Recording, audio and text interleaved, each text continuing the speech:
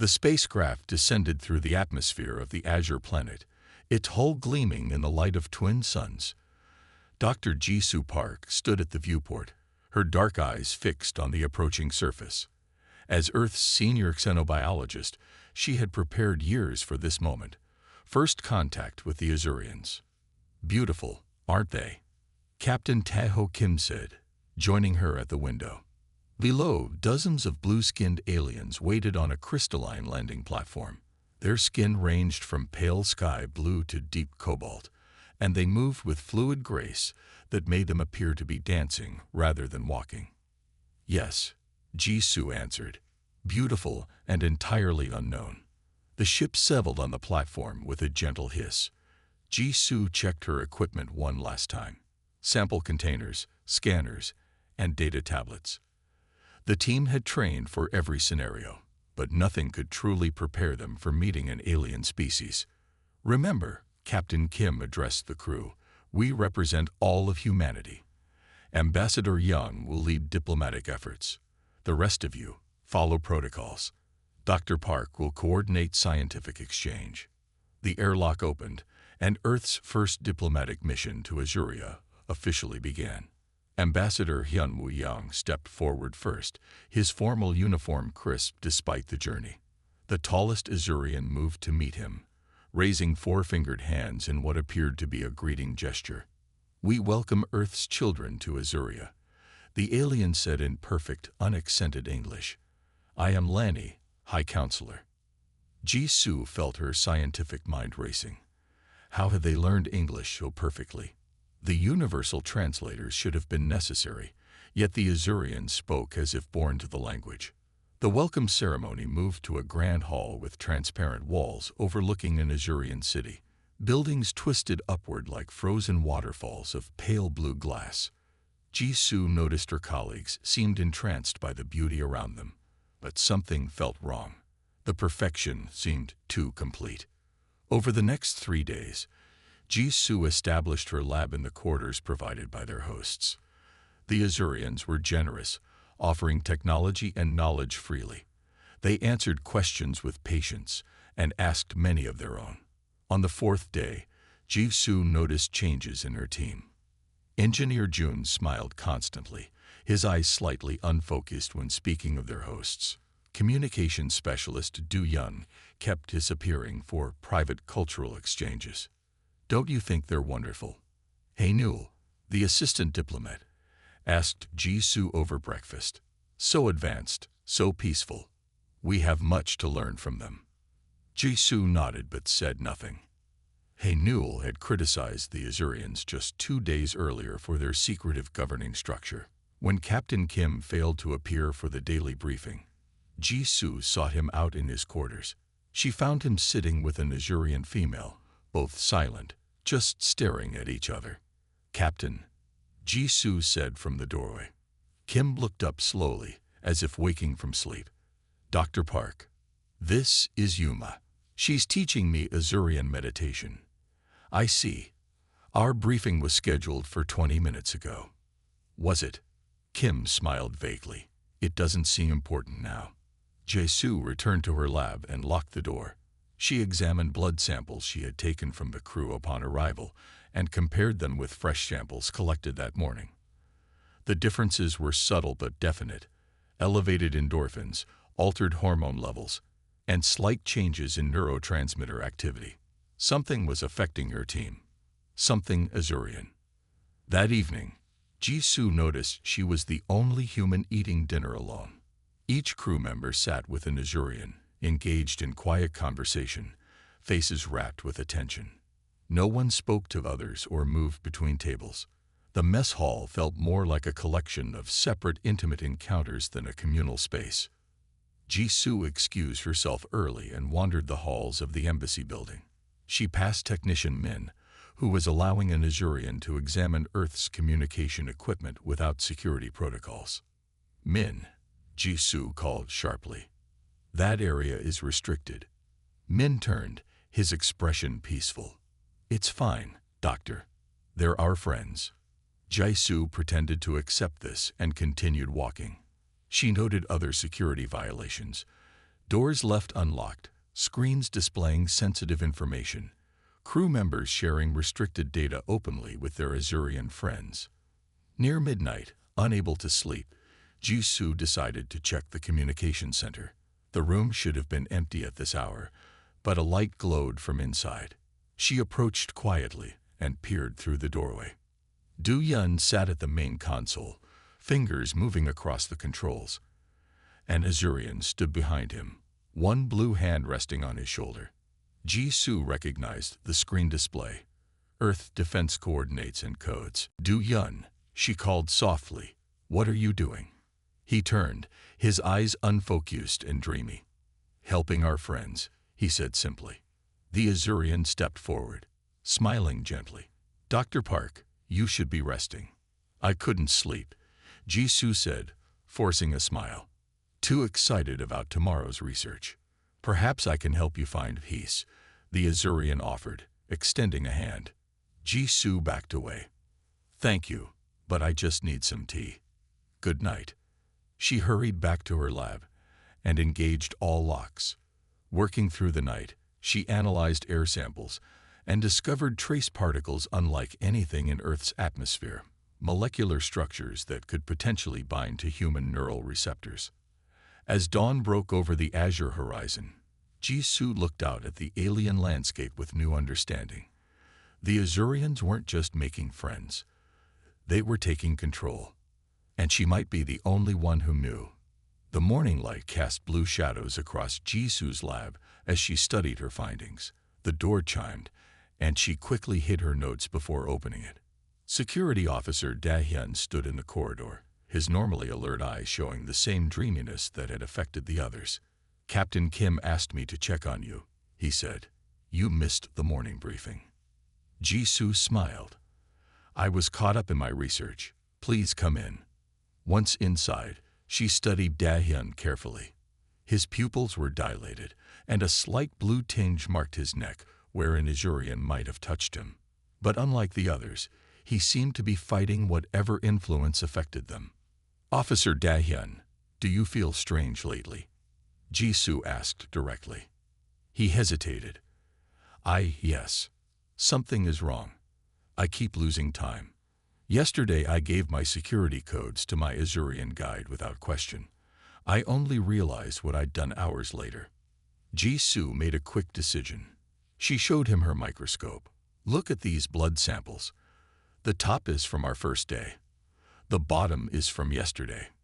Da-Hyun peered into the microscope. They're different. Yes. I believe the Azurians emit pheromones that affect human brain chemistry. Not everyone is equally susceptible. She handed him a small inhaler. I developed this to block the effects. Use it every 4 hours. After Da-Hyun used the inhaler, his eyes cleared. We need to investigate without alerting them, he said with new focus. They agreed to pretend to be affected like the others while gathering evidence. Jisoo would continue her research while Da-Hyun accessed security logs. That afternoon, Jisoo joined a tour of an Azurian research facility. She pretended to be entranced like her colleagues, but carefully collected air samples and observed interactions. The Azurian guide, Nari, seemed particularly interested in human creativity. Your species imagines so vividly, Nari said. You dream up things that do not exist and then make them real. Fascinating. Don't Azurians create art? Jisoo asked innocently. Nari's smile faltered slightly. We appreciate beauty, but in different ways. Later, Jisoo met Da-Hyun in a storage room away from monitoring devices. He looked troubled. I found something in the logs, he said quietly. This isn't the first contact with humans. 3 previous missions came here from other Earth nations. Each time, the teams returned with glowing reports about Azurian culture, but also authorized massive technology transfers to Azuria. What kind of technology? Quantum computing, genetic engineering, neural interface designs. Da-Hyun showed her his tablet. Each mission ended with humans gifting advanced technology or resource rights to the Azurians as gestures of goodwill. Jisoo frowned. And no one questioned these gifts. Everyone involved described the exchanges as mutually beneficial. But look at what Earth received in return: basic cultural artifacts, artwork, nothing of scientific value. They spent the next 3 days gathering evidence. Jisoo refined her blocking compound and secretly administered it to 2 other crew members who showed resistance to the Azurian influence. Together, they noticed a pattern. Azurians were particularly interested in creative humans, artists, engineers, problem solvers. One night, Jisoo followed Ambassador Young as he was escorted to a restricted area by his Azurian companion. Using her scientist credentials, she managed to access a parallel corridor with observation windows. What she saw chilled her blood. The chamber contained rows of crystal matrices, each pulsing with light. Young was seated in a chair with sensors attached to his head. As the Azurian asked him questions about Earth innovation, the crystals glowed brighter, capturing something from his thoughts. Jisoo took images and retreated to find Da-hyun. Together, they examined her findings. "They're storing something," Da-hyun said. "But what?" "Neural patterns," Jisoo whispered. "They're extracting and storing human thought processes, specifically our creative and problem-solving abilities."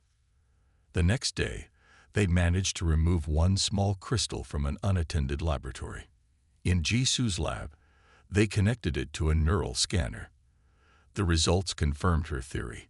The crystal contained human neural patterns, specifically those associated with creative thinking. "We need to see the main storage facility," Jisoo said. "I heard Lani mention something called the repository during yesterday's dinner." Using Da-hyun's security access and the building plans they had memorized, they made their way to a restricted lower level that night. The door required Azurian biometrics, but Jisoo had prepared for this. She applied a gel containing Azurian skin cells she had collected from discarded items. The door slid open. Inside was a vast chamber filled with thousands of glowing crystals, all arranged around a central processing core. Each pulsed with a unique rhythm, some fast, others slow and steady. These are all different species, Jisoo realized, checking readings on her scanner. The Azurians have been collecting cognitive abilities from across the galaxy. Da-hyun pointed to a newer section where the crystals shone brightest, and humans are their latest harvest. Jisoo moved closer to examine the central console. According to this, human neural patterns are 5 times more efficient at creative problem-solving than the previous species they encountered. "So they're stealing our creativity because they lack their own?" Da-hyun asked. "Exactly. I think the Azurians evolved with logical intelligence, but without imagination. They can't innovate, so they harvest that ability from other species." The sound of a door sliding open made them both freeze. Jisoo turned to see High Counselor Lenny entering with 2 guards. "Fascinating work, Dr. Park," Lenny said, her melodic voice now cold. "We suspected someone was resisting our hospitality." Da-hyun reached for his weapon, but the guards moved faster. The blue hand pressed something against his neck, and he collapsed. "Your curiosity is remarkable," Lenny said, approaching Jisoo. "It's why human patterns are so valuable to us. You never stop questioning." Jisoo backed away, her hand clutching the data she had collected. "What do you want from us?" Lenny smiled. "Only what you do best. Imagination. Something we can never evolve ourselves." The last thing Jisoo saw before losing consciousness was the endless field of glowing crystals, each one containing stolen thoughts from across the stars. Jisoo woke with a pounding headache in darkness. She reached out and touched cold stone walls. A faint blue light leaked under what appeared to be a door. She fumbled in her pocket and found 1 vial of her blocking compound had survived. "You're awake," came Da-hyun's voice from the corner. "They took us to some kind of holding facility outside the main city." "How long was I unconscious?" Jisoo asked, taking a careful breath of her compound. "About 6 hours. They didn't search us thoroughly. They seem overconfident. I still have my emergency beacon." Jisu's eyes adjusted to the dim light. The cell was small but not monitored. The Azurians likely assumed their pheromones would keep them compliant. A mistake. "Activated," she whispered. "Anyone who received my compound will still be clear-headed." While they waited, Jisu shared her theory about the Azurians based on what she'd seen in the repository. "They evolved without imagination," she explained. "They have intelligence but can't create new ideas. They've been harvesting creative abilities from other species for thousands of years. And humans are exceptionally creative," Dahyun concluded. "Exactly.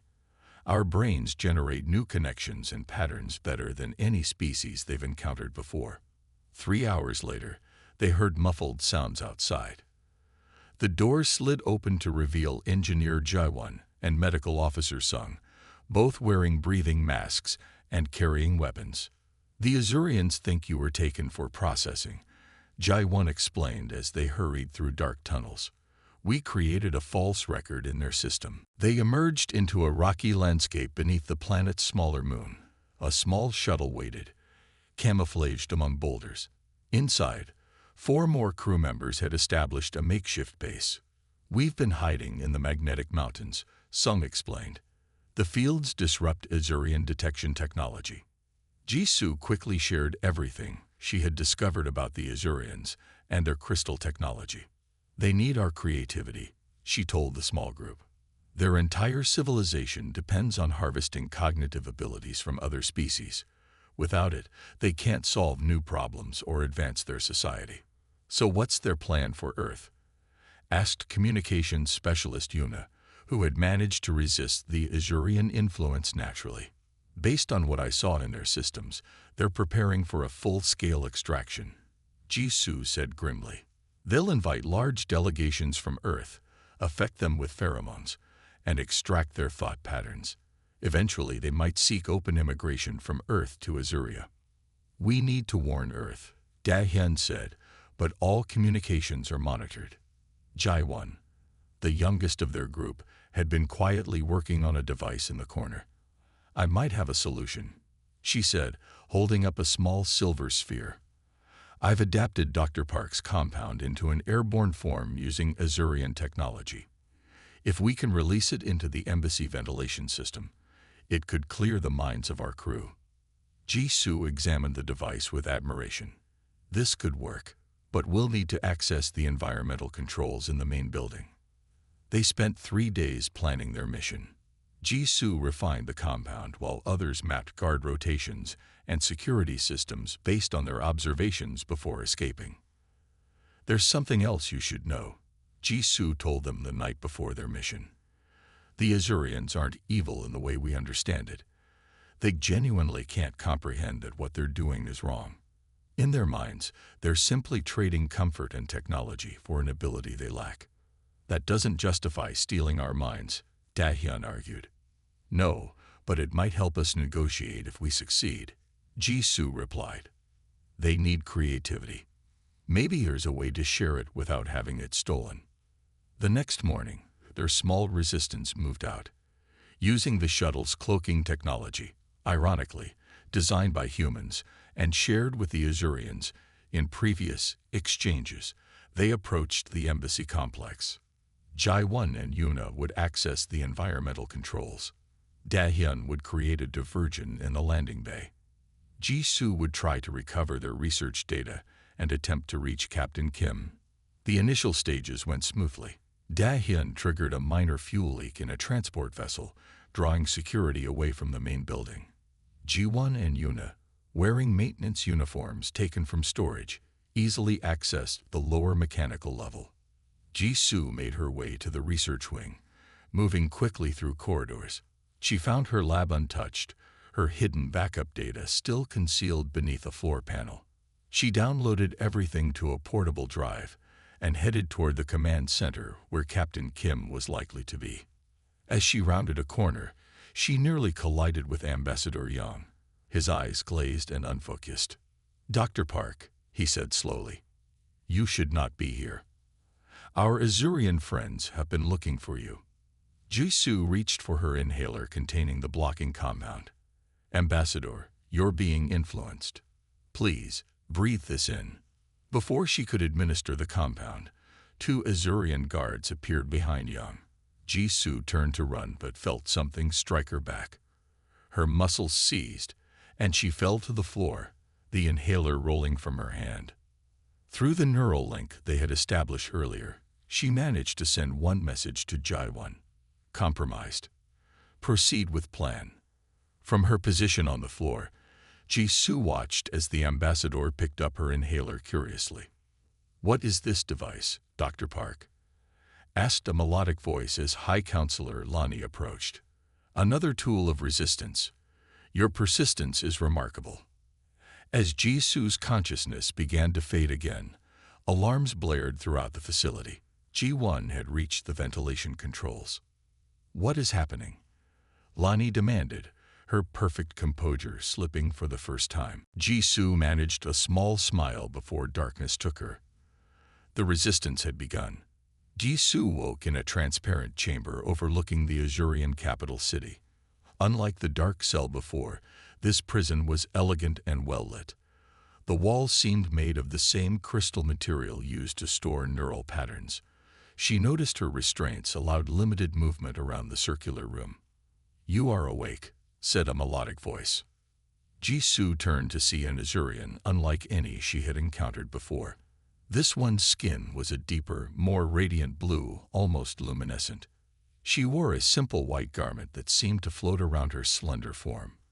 "I am Sunme, sovereign of Azuria," the blue woman said. "Your resistance to our influence is remarkable." Jisoo stood carefully. "Why am I here? Where are my friends?" "Your companions who released the blocking agent have been contained," Sunmai said, circling Jisoo with curious eyes. "An impressive compound. Already 83 humans have begun to break free from our harmony." Through the transparent walls, Jisoo could see Azurians moving through the city below with purpose, no longer projecting their usual serene calm. Emergency vehicles sped between buildings. "You've disrupted our community, Dr. Park." Sun's voice carried no anger, only fascination. "No species has resisted our connection in over 1,000 years." Jisoo remembered the repository filled with glowing crystals. "How many civilizations have you harvested?" Sunmi gestured, and the wall shimmered to display a star map. Hundreds of points of light glowed across it. "For millennia, we have collected cognitive abilities from species across the galaxy," Sunmai explained. "Each brings unique qualities. The Vrel process mathematical patterns that would take our computers centuries. The Tauri visualize spatial relationships in 11 dimensions. And humans." Sun's eyes brightened. "Humans are extraordinary. Your minds contain something we have searched for since our ancestors first reached the stars. True creative imagination." She touched the wall, and it displayed human brain scans beside Azurian ones. "See these neural pathways? We lack them completely." "You evolved without imagination," Jisoo said, confirming her theory. "Yes, we can learn, adapt, even improve upon existing ideas, but we cannot create something new from nothing." Sun's voice carried a hint of what might have been sadness. "It is why our cities look alike, why our technology plateaued millennia ago, until we began collecting from others." Jisoo watched monitors showing the embassy where her compound was still spreading. Humans were arguing with their Azurian hosts, demanding explanations.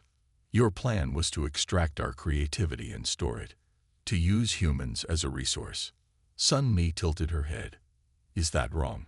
We offer comfort, peace, advancement. In exchange, we take what you produce in abundance, ideas. Imagination flows from humans like water. We merely collect what would otherwise be wasted." "Without permission," Jisoo countered. "You steal our thoughts while manipulating us with pheromones." "Would you have given freely if we asked?" Sunmai inquired, seeming genuinely curious. Before Jisoo could answer, an alarm sounded. The wall display shifted to show the embassy's main hall. Dahyun stood with several crew members, all clear-eyed and angry, confronting a group of Azurian officials. Your friends are resourceful, Sun Mai observed. The security officer has managed to free more humans than we anticipated. On another screen, Jisoo saw Captain Kim blinking in confusion as the compound reached him through the ventilation system. His Azurian companion backed away as Kim's expression changed from dreamy admiration to shock. They will feel betrayed, Sun Mai said. But we meant no harm. We simply need what you have. Jisoo studied the sovereign carefully. You truly don't understand why this is wrong, do you? Taking someone's thoughts without consent is a profound violation. Sun Mai considered this. Perhaps our ethics evolved differently without the capacity to. Imagine being another. A new alert flashed across the screens. Jisoo recognized the repository facility where they had discovered the crystal matrices. Security barriers were failing as a small team of humans, led by Jaiwon, breached the outer doors. Impossible, Sun Mai whispered. How did they locate it without our guidance? Human ingenuity, Jisoo said with a slight smile. We're resourceful when threatened. Sun Mi turned to Jisoo with new intensity. You must help me stop this conflict. Already, crystals containing 10,000 years of collected patterns are at risk. Why would I help you? Because destruction serves neither of us. Sun Mi touched the wall again, revealing a new image. A massive chamber filled with thousands of connected crystal matrices. This is the core where all collected patterns are processed. If your people damage the repository links, the feedback could destroy patterns from hundreds of civilizations, many now extinct. Their last cognitive echoes would be lost forever. Jisoo felt the weight of that responsibility. What do you propose? A compromise. Help me communicate with your people. We will release all humans from our influence and return them to Earth safely. And in exchange, Sun Mi's blue features showed uncertainty for the first time. We ask only for volunteers, humans who knowingly share their creative processes with us. Before Jisoo could respond, the chamber's door slid open. An agitated Azurian rushed in.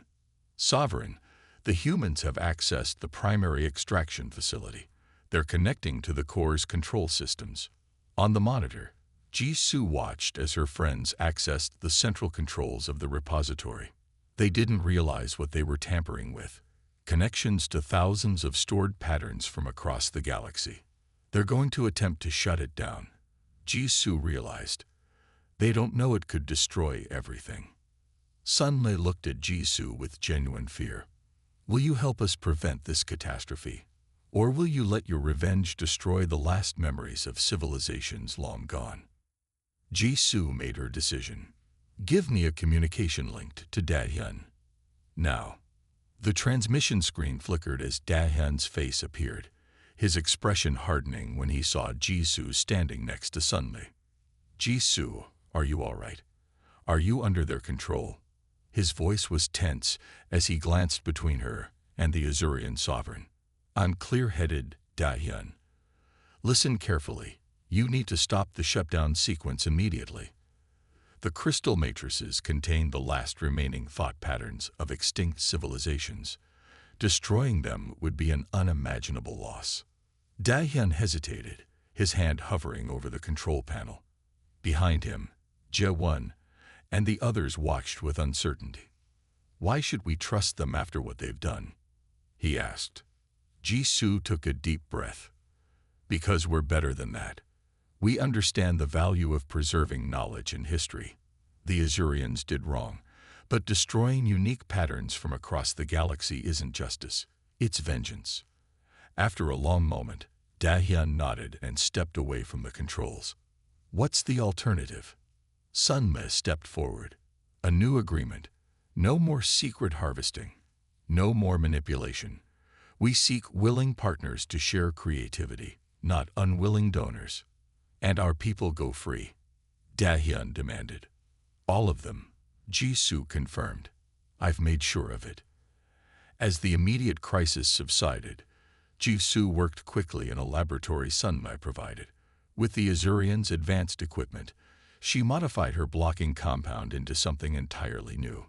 This is remarkable, Sun Mai said, watching Ji-Su mix chemicals with practiced hands. You're creating a solution in hours that our best scientists couldn't conceive in centuries. That's the point, Ji-Su replied. Creativity often comes from necessity and pressure. Your people never developed it because you never had to. You always found others to do it for you. 3 hours later, in the Grand Council chamber, representatives from both species gathered. The human delegation, now clear-headed and wary, sat across from the Azurian High Council. Sun Mai presided over the tense meeting. Dr. Park has developed something unprecedented, Sun Mai announced, gesturing to Ji-Su. Ji-Su stood, holding a small blue vial. This compound temporarily grants Azurians the neural patterns needed for creative thinking. It won't last forever, perhaps a few hours at most, but it will show you what it means to imagine. Murmurs spread through the chamber as Sun Mai stepped forward and accepted the vial. Without hesitation, she inhaled the compound. For several moments, nothing happened. Then her eyes widened, and she gasped. "I see," Sun Mai whispered. "I see possibilities that never existed before. Connections between unrelated concepts. I understand now." One by one, the Azurian Council members tried the compound.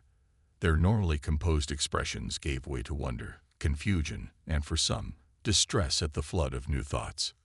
"This is what you've been taking from us," Captain Kim said firmly. "The ability to see beyond what is to what could be." Sun Mai nodded slowly. "We did not understand the true nature of what we harvested, experiencing it directly." She paused, struggling with new emotions. "We have been blind thieves." The negotiations that followed lasted 3 days. The humans, led by Ambassador Young, now free from influence, and advised by Ji-Su, established clear terms. All neural patterns taken from humans would be returned. Earth would be informed about the Azurians and their abilities. Future exchanges would be voluntary, monitored, and compensated.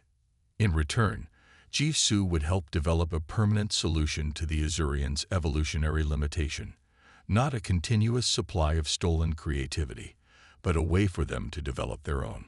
On the final day, Ji-Su stood with Da-hyun on a balcony overlooking the Azurian capital. Ships were preparing for departure, taking most humans back to Earth.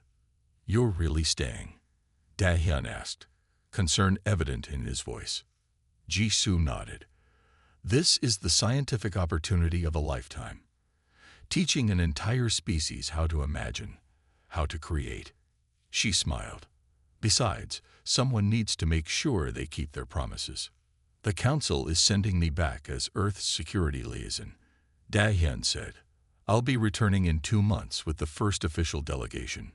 Below them, Sun Mai approached with a small group of Azurians who had been selected as the first to receive Ji-Su's permanent treatment. "We begin a new chapter today," Sun Mai said. "For millennia, we took what we could not understand. Now we must learn to create our own future." Ji-Su thought about the repository with its thousands of crystal matrices. "What will happen to all those stored patterns? With your permission, we would preserve them as a library, a memorial to those species who unknowingly contributed to galactic knowledge, available to all, but no longer harvested from unwilling minds." 6 months later, the first joint human-Azurian research station orbited between Earth and the Blue Planet. Teams of scientists from both worlds worked side by side, each with their own strengths. Humans provided creative leaps while Azurians contributed meticulous refinement. In her private lab, Ji-Su reviewed brain scans from the first generation of Azurian children born with her treatment. Tiny new neural pathways were developing, pathways for imagination. Dr. Park, a young Azurian assistant named Mira, entered, holding a small object. "I made this for you." Ji-Su accepted the gift, a crystal sculpture unlike traditional Azurian designs. It was imperfect, asymmetrical, and utterly original. "It's beautiful, Mira," Ji-Su said, truly meaning it. "What do you call it?" The blue-skinned child smiled shyly. "I call it First Thought. It came from inside me, not from anyone else." Jisoo placed the sculpture on her desk, where light caught its edges and scattered in unpredictable patterns. Partnership, she thought, was indeed better than theft.